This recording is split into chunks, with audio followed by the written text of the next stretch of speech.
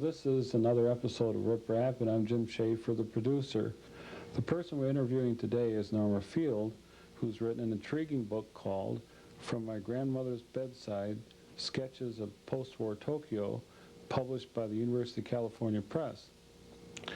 Welcome to the show, Norma. Thank you.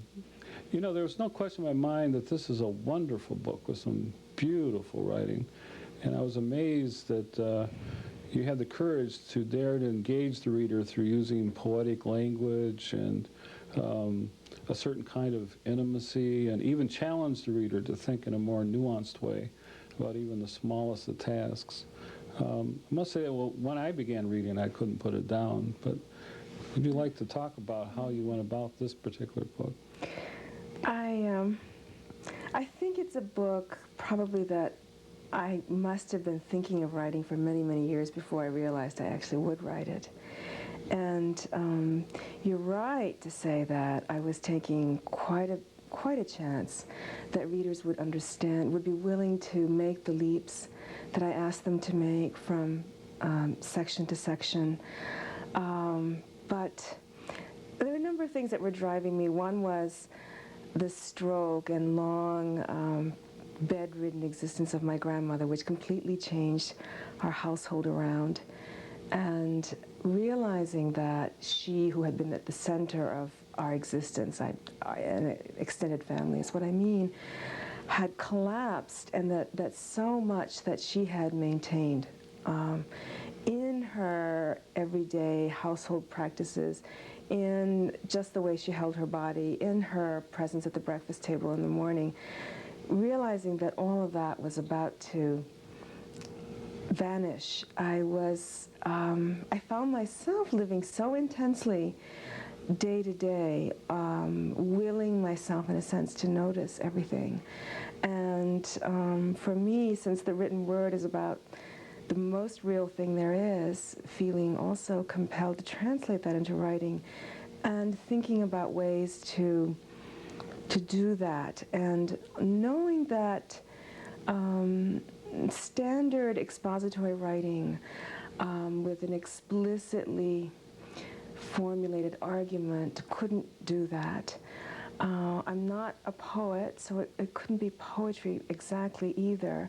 Nevertheless, I did feel that the relationship that this long period of my grandmother's illness was giving me with the objects and processes of our shared lives was something like breathing in the poetry of the objects themselves and gestures and acts. And I really struggled to find a form to do that in. And once I got started, I think I trusted that readers would come along, and also felt very much that the spaces between were places that the readers themselves could fill in, or they could take the leaps in ways that they were called to do from their own experiences.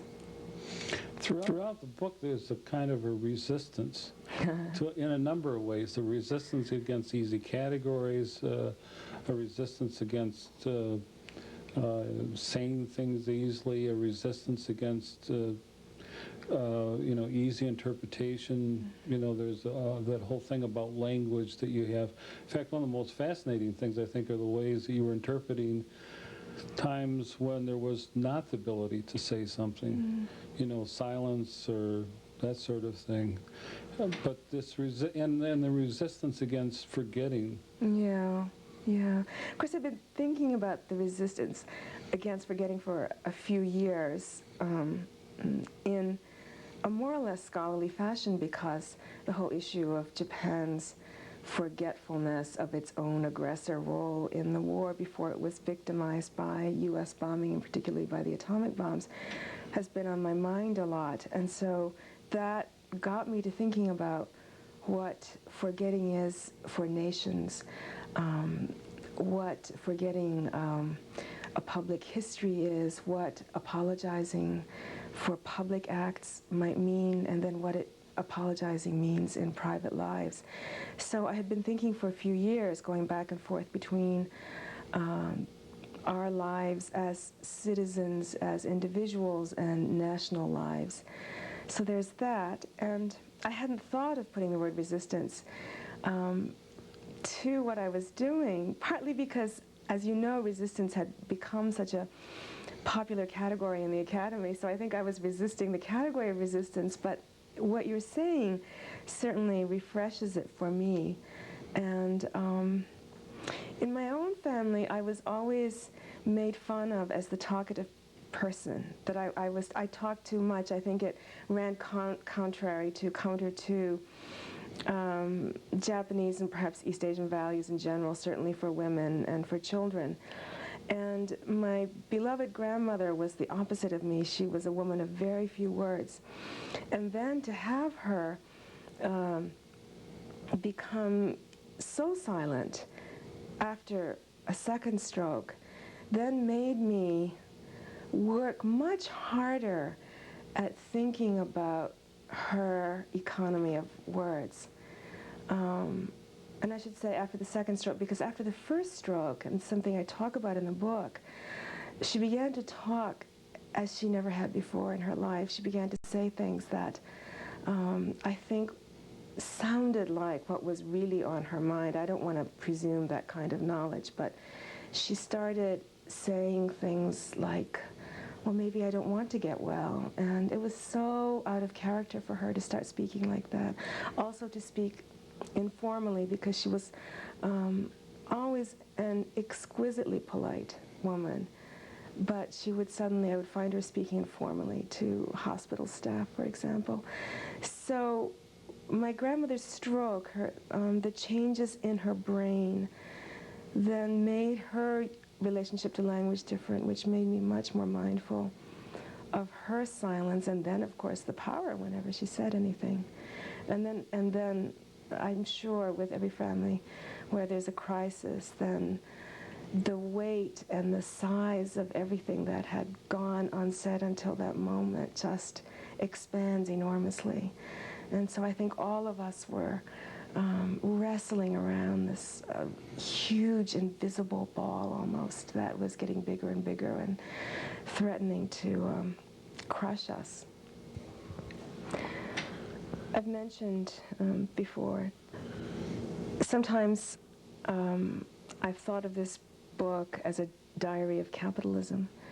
And the reason I've thought of that is that the way we live today, certainly all of us in the academy, corporations too, we live with so much pressure, and we live at such a pace that there's very little time to take in the modest texture of everyday life.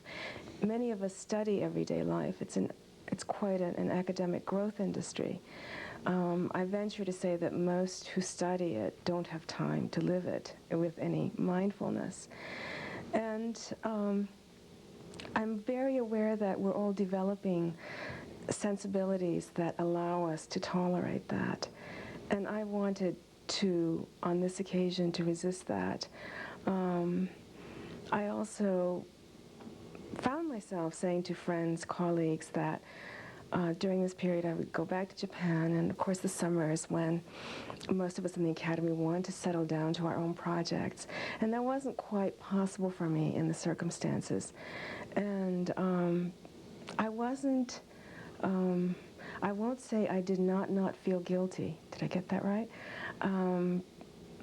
Not having some regrets about that, and also then feeling that guilt, understanding that I'd become a person who could no longer sit for hours next to my grandmother, particularly after she'd quit speaking, because if I'm sitting still, I'm now much more accustomed to having a keyboard in front of me.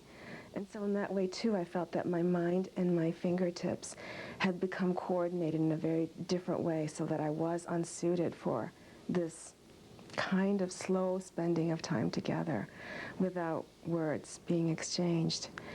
And it's that kind of recognition also, I think, that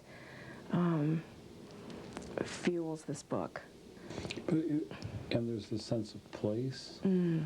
you know, Yeah. actually Yeah. multiple places, but Yeah. you almost savor neighborhoods and the people in the neighborhoods and the different things that you observe over a period of time as people are doing things that's not common these days. I mean, No. the average American family moves, what, every 5 years, moves on to other things, you know, everything's slick Absolutely. up to date. Now, I think I'm an exceptionally lucky person, lucky urban person, to have had this much continuity in my life. Continuity of place, continuity of human beings. I was even the woman who delivered me, the midwife who delivered me in Tokyo, was the woman who had delivered my mother earlier. Oh, my God. So, in fact, I met her, must be now 20 years ago or so. I was already quite an adult. I had my own children, and she showed up one day in her 80s because she was campaigning for a fellow midwife who was running for local office. And so there we were. We encountered each other for the first time since that day. Oh, my God. And amazingly enough, she said, "My, you've gotten big." But my grandparents' house is the house that's standing on the same plot of land where that delivery took place. So I have images that go a long ways back and that I can measure against or juxtapose against what is unfolding around the neighborhood today. And, you know, all of us human beings are very conscious of markers of time, anniversaries of decades, and then 50th anniversaries. And that, of course, makes me more conscious, too, of 50 post-war years.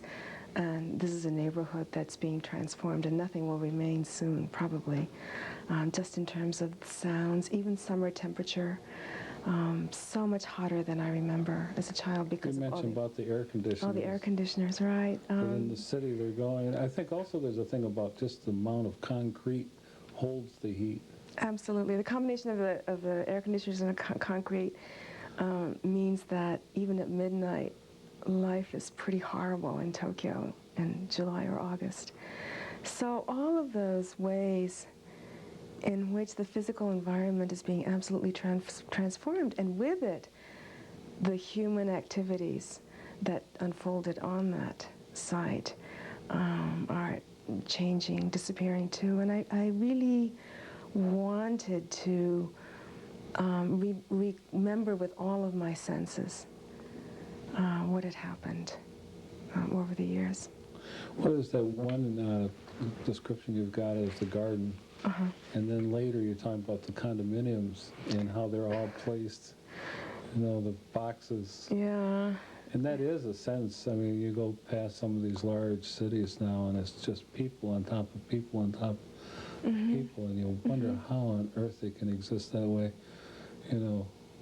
Yeah. I mean, I think that in old cities like Tokyo, and old parts of Tokyo, human beings have become really practiced at living together like that and relishing a certain richness there too. It's a little bit different now that we have these quite airtight concrete boxes, airtight for maximum efficiency of fuel use and so forth, which also changes the quality of human interaction if your door is almost always shut. Whereas that wasn't the case with traditional Japanese households. When I was little, there were sliding doors, and in good season, the doors were open, and people were always popping in and out. And that kind of neighborhood interaction is completely gone, too. Sharing of food, all that casual exchange is gone. So you noticed some of this inhumanity when you went back? It's atomization and the way people speak to each other. The streets were much more filled with human voices when I was growing up because kids played on the street. It was safe enough to do that. There wasn't the charm of television until 1959 when the present emperor and empress got married, and every household that could afford it got a TV set, Right. and kids went indoors after that. And the intensity of the school entrance examination, torture that has mounted, which all of which... Examination mothers, isn't that the phrase? Education mothers. Education mothers. Yeah, examination hell, education mothers. Yeah, so all of that makes it a completely different physical environment now. There was a question I had about the language. You talk about words that cannot really be translated. Oh, right. Yes. As a scholar of Japan, I've gone back and forth on how to relate to that country, which is also society where I grew up, but not in a simple way, a native, but in some very simple ways also a native. I had never been to this country till I was 18. So in that sense, Japan was all I knew as a child. But particularly as I became more and more conscious and also made a point of studying the war and the war legacy, I began to have a much more troubled relationship with Japan. And as I became much more conscious of how we are all formed through one ideology or another, of very simple uses of language, of hierarchies that are established through ways in which you call people who are older than you, people who are, if you're a woman, how you address men, and people who are junior to you, and so forth and so on. All the ways in which we become citizens of a nation state, subjects of any societies. I became more and more aware of those. Then my relationship to Japan in its most intimate ways was becoming more and more troubled and muddied.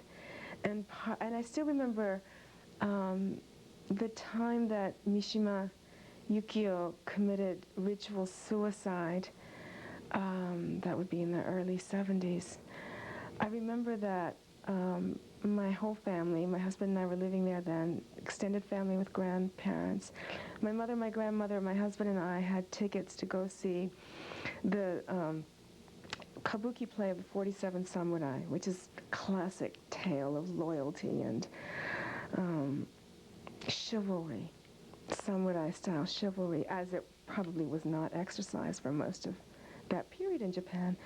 And suddenly, the whole experience was ruined for me. I almost thought we shouldn't go, because having Mishima's ritual suicide performed brought to my mind how much I had romanticized the relationship to the kind of loyalty that is depicted in that play. And after that, it was a steady downhill for me, and a relationship to quote-unquote anything about traditional Japan. And during these last few years, after my grandmother's illness, I think I was also struggling with a reconciliation with those intimate aspects which had become almost entirely politicized for me.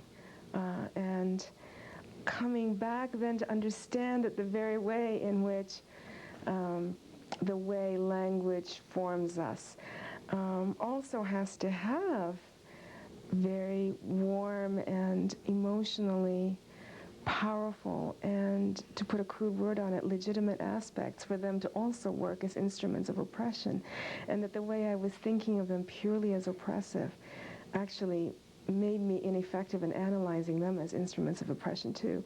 So this started a whole not terribly conscious process of taking up words that I would just catch out of the stream of everyday conversation, and suddenly feel like, oh, that's a great word. Oh, that's a word I used to love, and I had let it fall out. And then I would turn the word over on my tongue a few times and decide it's okay, that I can take that word back again, or I can take that gesture, or maybe even that festival. I can go back to recognizing the love I had had for a festival, let us say, and now understand that it's much more complicated than either something pure, undiluted, and meaning-giving, or something conspiring to make me uncritical about all kinds of repressive structures about Japan. So I'm still in the process of that, and I'm still in the process of reclaiming the language. You know, one of the concerns I've always had, and I think this is now as we're sitting here in, 1998, is the role of, as the machine of industrialization has steamed through the Asian economy. There were these little balloons of prosperity and good times and easy money and lots of credit. And then with this catastrophic thing going on in the Asian economies, and everyone scrambling. In a way, it's not all bad, because there may be people going back to some of these things that will family that will last a lot longer than this silly stuff that went on. This giddy, boy, this is really good times, and everyone say, well, it's our turn to get a lot of money and enjoy that. And it seems like it's been particularly tragic with Japan, who has tried so hard to, make it by being a helper with the United States, but has incurred the wrath of other people in the Asian community. Sure. I try to. I try to. That's an awful question, isn't it? No, it's not at all, because it hits on something I think about all the time, which is how, in the book itself, at one point I explicitly used the word nostalgia. I'm worried about whether I'm only being nostalgic, because I think nostalgia is a very dubious value politically. At the same time, there's another phrase that I cherish very much, which is the usable past. Who's that American historian? Starts with a W. Very, very old, distinguished person. Maybe it will come to me. Anyway, the phrase, the usable past. I don't know how human beings acquire deep, abiding affection without some relationship for what already exists or what once existed that they know either directly or from others. So in that sense, it seems to me relationship to the past is something that we need as human beings. On the other hand, I also think a lot about how industrialism has improved our lives. Technology has improved our lives. I really liked the old house that I grew up in. At the same time, it wasn't a pleasant place for women to work in. The kitchen in a typical Japanese house, an old Japanese house, was always on the north side. And before central heating, it was always the coldest and darkest part of the house, that kind of thing. No doubt that wealth and technology have improved. But everything is double-sided, right? So that you can't just take the good parts of technology and kind of leave other parts untouched. So people did say to me after the bubble economy burst, well, some things are getting better. Why? Because corporations no longer have money to pay overtime or to pay for a lot of entertainment after hours on the company budget, so people are starting to come home. The other thing that was fascinating about this book is that there's so many layers to it. I mean, there's ethnicity and race, there's ethics, there's environmental issues, there's modernity and post-modernity, there's religion, and contrasts and comparisons of things Asian and Western, and I found that fascinating. You bring me back to why I often thought of this book as a diary of capitalism, and it's a point I make a lot in the classroom, particularly with undergraduates or when I'm giving public lectures, that I really want all of us to get past the notion of the West and the non-West, or the East and the West. And I follow, or I have found very helpful, the formulation of Egyptian economist Samir Amin, who says the culture of modernity is not European or Western, it's capitalist. And I find that a much more helpful place or useful place to begin in thinking about. Of course, there are historical specificities, and capitalism interacts with regional specificities and does what its mechanisms allow it to do. But I think in terms of what you've talked about, the kind of shifting relationship or thinning relationship to families, to friends. Most of us don't have time for friendships anymore. I think that when the word networking entered the English vocabulary, I noticed that so many people were networking, but they hardly had time for friendships. All of those forces are common in many, many societies around the world today, and they're hardly a matter of Western, non-Western. People will often say to me, when they know about my grandmother or about this book, they say, well, Japan, at least people must be good to the elderly. And I think, well, used to be. But now, I mean, with urban spaces being what they are, housing costs being what they are, everyone lives, most people live in these as an atomized nuclear family at best, and then atomization within the nuclear families I mentioned, with husbands and fathers being away so much. So that this is as much a crisis in Japan as it would be here.